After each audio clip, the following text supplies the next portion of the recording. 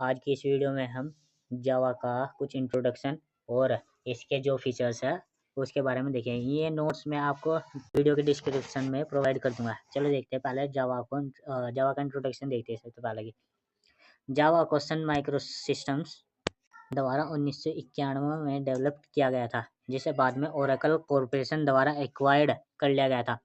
इसे James Gosling and Patrick नोटन द्वारा developed किया गया था। यह एक सिंपल प्रोग्रामिंग लैंग्वेज है। Java writing, compiling and debugging programming को आसान बनाता है। It's help to create reusable code and modular programming. यानी हम जब एक बार जावा का प्रोग्राम लिख देते या कोड लिख देते हैं तो हम इसे बाद में भी यूज कर सकते हैं। जावा एक class based object oriented programming language है। क्लास बेस्ड और ऑब्जेक्ट ओरिएंटेड प्रोग्रामिंग लैंग्वेज के बारे में हम आगे पढ़ेंगे। डेवलपर्स के लिए एक जनरल पर्पज प्लेटफॉर्म लैंग्वेज है जो एक बार में डेवलपर्स के लिए एक जनरल पर्पज प्रोग्रामिंग लैंग्वेज है जो एक बार लिखने के लिए बनाई गई है, जो कंपाइल्ड है। जावा कोड उन सभी प्लेटफॉर्म पर चल सकता है जो जावा का सपोर्ट करते हैं। यानी कि जो हमारी जावा लैंग्वेज का कोड है, एक बार इसे बाइट कोड में कन्वर्ट करने के बाद हम किसी भी प्लेटफॉर्म पर जाकर इसे रन कर सकते हैं। इसका कहने का मतलब ये था जो किसी भी जावा वर्चुअल मशीन पर चल सकता है। इसके बारे में हम बाद में पढ़ेंगे, जावा वर्चुअल मशीन होती क्या है। फिलहाल हम देख लेते हैं इसका सिंटैक्स, यानी कि एक जावा कोड को हम कैसे लिखते हैं। जावा कोड को लिखने के लिए सबसे पहले हमें एक क्लास क्रिएट करनी पड़ती है जो टाइप है पब्लिक है, और क्लास का नाम, और क्लास के अंदर मेथड, और मेन मेथड क्रिएट किया है। मेथड यहाँ पर क्या मतलब है कि ये एक फंक्शन है, मेन फंक्शन है, जिस तरह सी लैंग्वेज में होता है। फिर system dot out dot print L N का मतलब यहाँ पर system dot out dot print hello word, ये भी एक फंक्शन है। इसका काम सिर्फ प्रिंट करने के लिए यूज किया जाता है जावा में। आप समझ गए होंगे कि जब कोई प्रोग्रामिंग जावा के अंदर लिखी जाती है तो हम क्लास के अंदर, यानी एक कोड को या प्रोग्रामिंग को क्लास और ऑब्जेक्ट के बेस में डिवाइड करके जब एक प्रोग्रामिंग कोड को लिखते हैं, सबसे पहले क्लास, फिर उसके अंदर मेन मेथड या कोई सा मेथड, या दो में तरह के मेथड होते हैं, एक तो प्री डिफाइंड मेथड और यूजर डिफाइंड मेथड। यहाँ पर प्री डिफाइंड मेथड यूज किया गया मेन फंक्शन यानी मेन मेथड, और system dot out dot print L N का प्रयोग किया गया हेलो वर्ड प्रिंट करने के लिए। हमारा सबसे पहला प्रोग्रामिंग कोड है जिसमें हमने पहला कोड क्रिएट किया है जावा के अंदर, हेलो वर्ड। यानी कि अब देख लेते हैं फीचर्स क्या है इसके। फीचर्स से यहाँ पर तात्पर्य ये क्या है कि जो फीचर्स हैं हमारे जावा के, कि हम किस तरह से इसका यूज कर सकते हैं, कहाँ कहाँ हम काम कर सकते हैं। यानी a list of most important features of Java language is given below. सबसे पहला सिंपल, यानी जो हमारी लैंग्वेज है, जावा लैंग्वेज है, या जावा को सीखना बहुत आसान है, और इसका सिंटैक्स सिंपल और क्लीन है और समझने में आसान है। सन के अनुसार जावा भाषा एक सरल प्रोग्रामिंग भाषा है क्योंकि जावा सिंटैक्स C++ पर आधारित है, ताकि प्रोग्रामिंग के लिए इसे C++ के बाद सीखना आसान है। यानी कि जो हमारी C++ लैंग्वेज है, जावा इसके बेस पर आधारित है, यानी कि दोनों सिमिलर ही है। दूसरा फीचर्स क्या है इसका, ऑब्जेक्ट ओरिएंटेड प्रोग्रामिंग लैंग्वेज। चलो अब देखते हैं ऑब्जेक्ट ओरिएंटेड प्रोग्रामिंग लैंग्वेज होता है क्या है। जावा एक ऑब्जेक्ट ओरिएंटेड प्रोग्रामिंग लैंग्वेज है। जावा में सब कुछ एक ऑब्जेक्ट है। ऑब्जेक्ट ओरिएंटेड का मतलब है कि हम अपने सॉफ्टवेयर को विभिन्न प्रकार के वस्तुओं के कम्बाइनेशन के रूप में ऑर्गेनाइज करते हैं। ऑब्जेक्ट ओरिएंटेड प्रोग्रामिंग मैथडोलॉजी है जो कुछ रूल्स को प्रदान करके सॉफ्टवेयर डेवलपमेंट एंड मेंटेनेंस को सरल बनाती है। अब तक समझ में आ गया होगी ऑब्जेक्ट ओरिएंटेड प्रोग्रामिंग लैंग्वेज है जावा को। इसका मतलब है कि ज़्यादा कुछ नहीं समझना आपको। आपने कभी रियल वर्ल्ड में चेयर या कोई पेन या एक्सेट्रा कुछ भी देखा होगा, तो एक रियल वर्ल्ड ऑब्जेक्ट है। इसी तरह जावा के अंदर भी रियल वर्ल्ड ऑब्जेक्ट में हम काम करते हैं इन्हीं के जरिए, यानी मेथडोलॉजी के जरिए। चलो अब देखते हैं प्लेटफॉर्म इंडिपेंडेंस होता क्या है। इसे इसलिए क्यों कहा गया है platform independence. Java platform independence है क्योंकि यहाँ अदर लैंग्वेज जैसे C++ आदि से अलग है, जिन्हें प्लेटफॉर्म स्पेसिफिक मशीन्स में कंपाइल्ड किया गया है।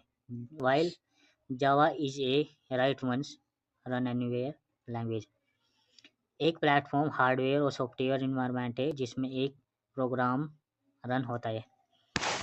यानी कि जो हमारी लैंग्वेज है, जावा प्रोग्रामिंग लैंग्वेज है, हम इसे किसी भी प्लेटफॉर्म पर यूज कर सकते हैं। यानी कि जैसे कि मैक ओएस, विंडोज़, लिनक्स, यानी इन सभी पर हम जावा वर्चुअल मशीन का यूज करके हम किसी भी कोड को जावा के रन कर सकते हैं। इसलिए इसे प्लेटफॉर्म इंडिपेंडेंस कहा गया है।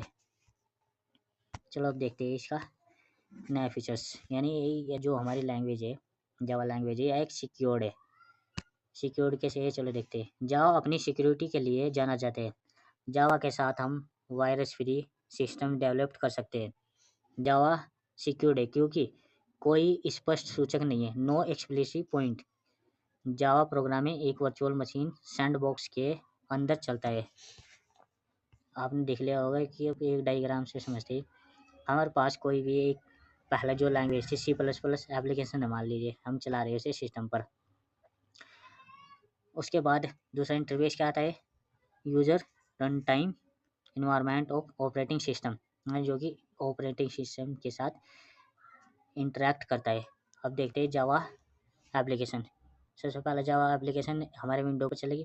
विंडो से JVM है, जावा वर्चुअल मशीन, यानी user run time environment of its own. उसके बाद ऑपरेटिंग सिस्टम पर, इसलिए यह सिक्योर्ड है। अब देखते हैं नया फीचर इसका, रोबस्ट। रोबस्ट क्या होता है? Robust simply means strong.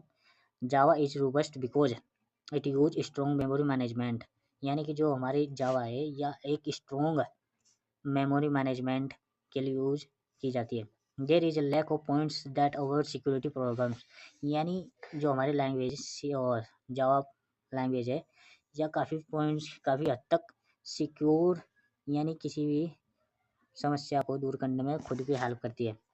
अब देखते हैं आर्किटेक्चर न्यूट्रल क्या होता है। जावा आर्किटेक्चर न्यूट्रल है क्योंकि इसमें कार्यान्वयन पर निर्भर विशेषताएं नहीं है।